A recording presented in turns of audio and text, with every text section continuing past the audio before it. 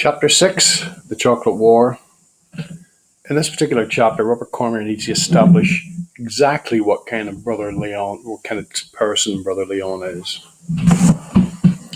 Chapter 4, we had the kind of where Archie is with Brother Leon. He's kind of saying what kind of guy he is. He's got this kind of strong will. He's like really quite sarcastic and horrible. We get a sense of he's slightly evil. But here, in this chapter, it establishes very strongly the kind of person Brother Leon is. And we're just going to go through this chapter reasonably quickly to kind of point out a few key things about Brother Leon. So it says he was getting ready to put on a show. In a sense, what it is, it's a performance. And in a way, Brother Leon is performing for the boys. It seems like twofold in a sense that he wants their adulation and respect and admiration, but also he's kind of letting them know exactly the kind of person he is. Jerry knew the symptoms, all the guys knew them. Okay, he'd pace up and down, restless, sighing, wandering through the aisles, the blackboard pointer poised in his hand. He'd flick a kid's necktie, scratching gently down some guy's back, poking the pointer for a rubbish collector picking his way through debris. Okay, as if he were a rubbish collector picking his way through the debris of the classroom.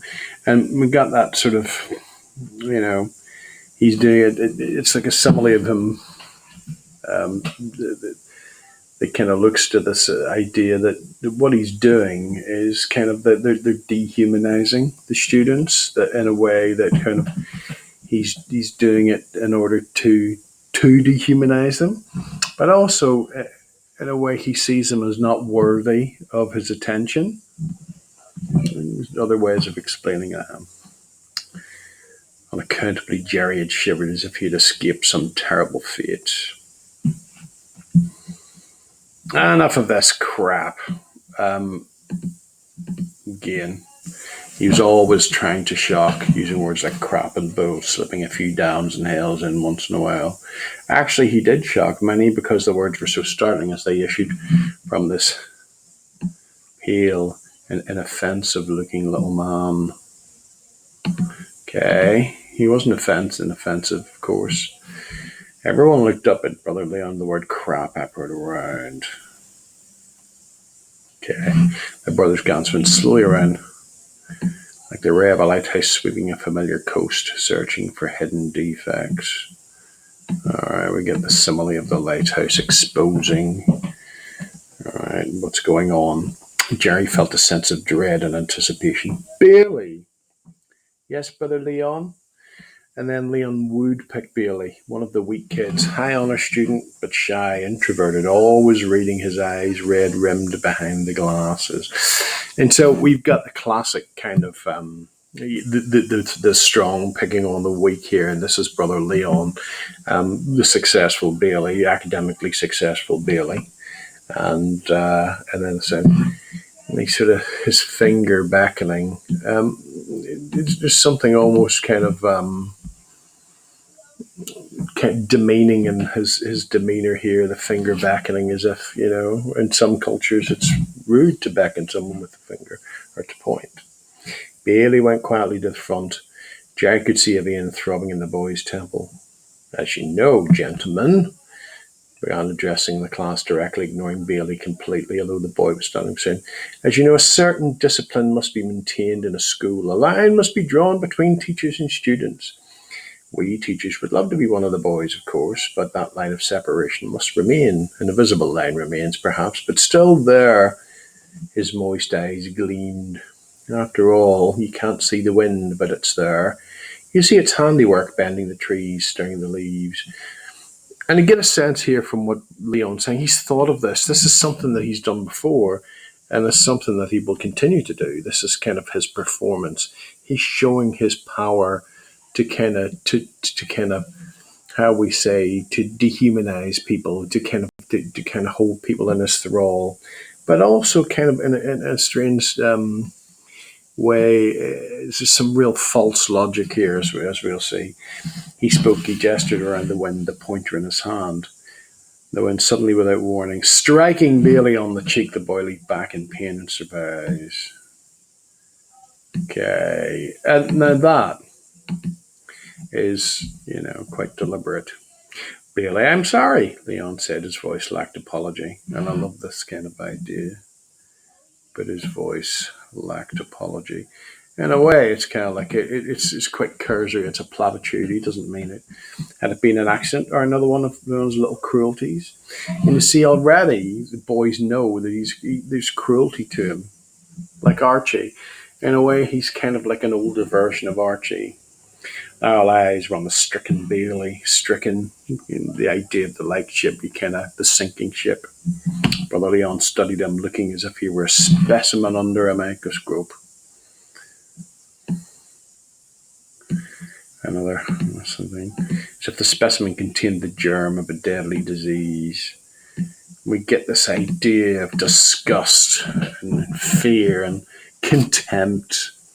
You had to hand it to Leon. He was a superb actor. He loved to read stories aloud, taking all the parts, providing all the sound effects.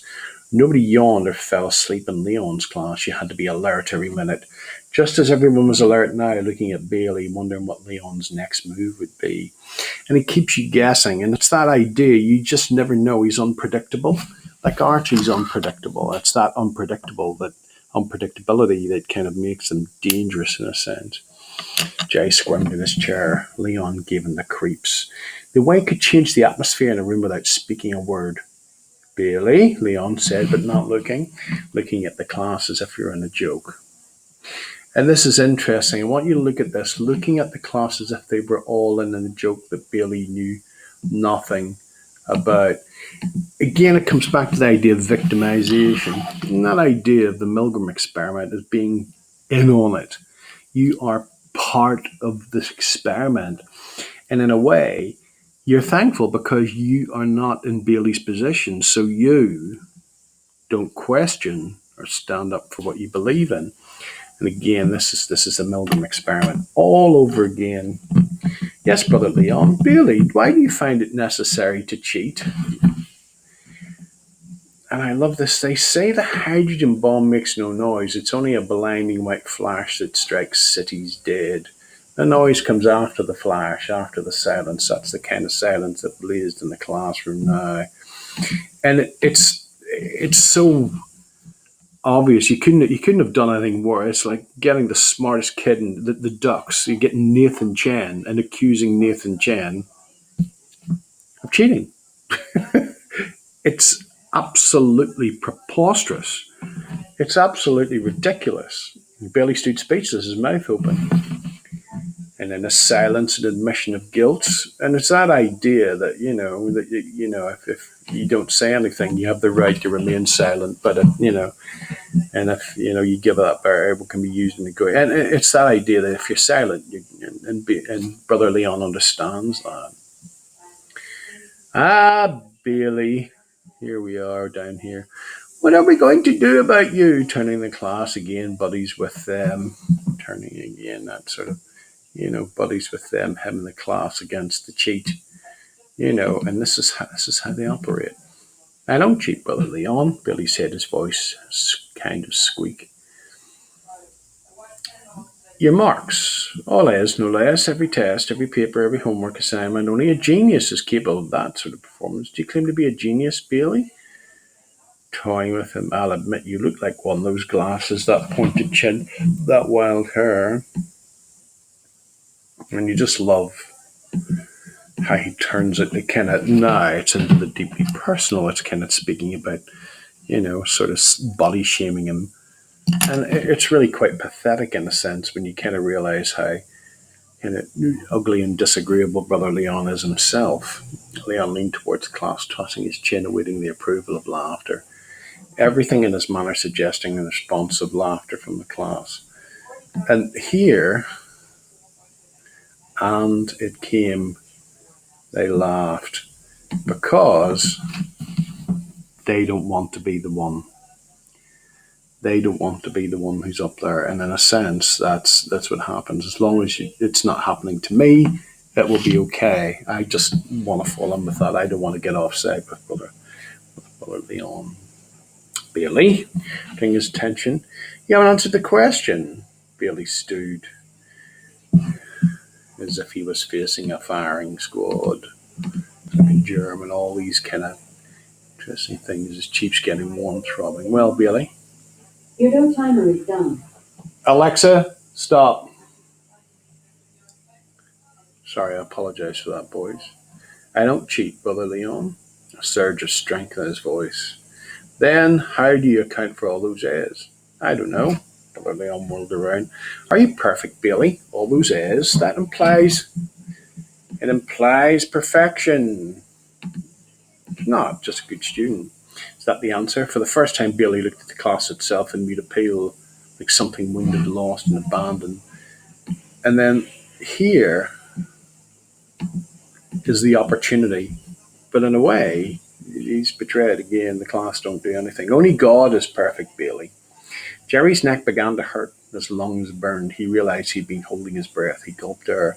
And here is this lovely kind of how someone shows compassion for them by their, in a sense, the physical pain they feel. His lungs burned. He gulped air. He not wanting to move a muscle. It's so tense because he just wants to help. He wanted to be out in the football field. Do you compare yourself with God, Bailey? Cut it out, brother, cut it out, Jerry cried silently. Again, he cried silently because he's not like that. He doesn't speak his mind. If God is perfect and you're perfect, Bailey, does that suggest something to you? The other alternative is you're not perfect. So, I don't know why you consider anything so sacrilegious. That's right, Brother Leon. Which only leaves one conclusion. Okay? You cheat. And of course, if you think about this reason, it doesn't stack up. It's a syllogism. So, people who get A's are perfect. People who get A's cheat. And it's kind of, you cheat. And in a way, if you get A's, then you're either perfect. But if you're not perfect, then you're a cheat. And it doesn't quite work like that. But in his voice, there's this sort of strange but flawed logic to what he's saying. You're a cheat, Bailey, and a liar. Ooh. That's awful. To be called a liar by a master, that's pretty bad. You rat, Jay thought, you bastard. A voice boomed from the rear closet. Oh, let the kid alone, Leon Whitbrand. Who said that? His voiced eyes glistened. The bell rang, ending the period. The feet scuffled. Wait a minute, he said softly, but everyone heard. Nobody moves. Regarded them pityingly, shaking his head. A sad and dismal smile. He kind of regarded them with a sad and dismal smile. You poor fools, don't you know who's the best one here, the bravest of all? He placed his hand on Bailey's shoulder. Gregory Bailey, that's who. He denied cheating. He stood up to my accusations. He stood his ground. But you, gentlemen, you sat there and enjoyed yourselves. And those of you who didn't enjoy yourselves allowed it to happen, allowed me to proceed. You turned this classroom into Nazi Germany for a few moments. Yes, someone finally protested. Oh, let the kid alone, mimicking the deep voice perfectly. A feeble protest, too little, too late. There was scuffling in the corridors and student waited. Leon ignored the noise. He turned to Bailey, touched the top of his head with the point as if bestowing the knife. You did well, Bailey. I'm proud of you. You passed the biggest test of all. You were true to yourself. And Bailey's chin was wobbling all over the place.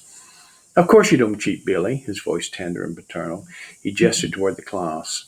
Your classmates out there, they're the cheaters. They cheated you today. They're the ones who doubted you. I never did.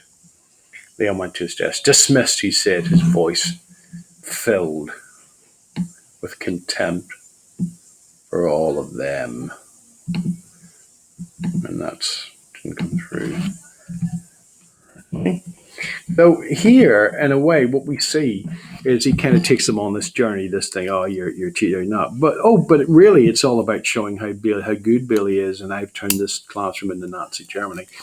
It's not. He's turned it into a torture chamber. The object was to humiliate Bailey, but also make the other students squirm, knowing that they are not going to say anything because of the power he holds over them. And it's an absolute abuse of power and the scapegoating of another student. So, yeah, it's pretty awful, really.